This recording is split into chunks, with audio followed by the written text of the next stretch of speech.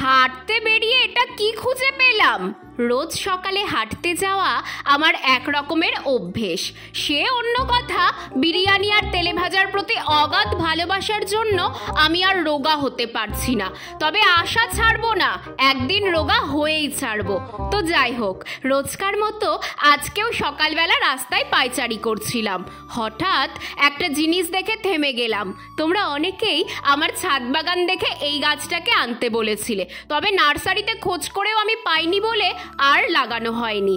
অবশেষে আজ রাস্তার ধারেই পেয়ে গেলাম। দেখো এখানে কত চারা বেরিয়েছে। কি গাছটা চিনতে পারছো? হ্যাঁ, অপরাজিতা বা নীলকণ্ঠ। তোমরা সবাই আমাকে এই গাছটাই লাগাতে বলেছিলে। এই সুযোগ কি আর ছাড়া যায়?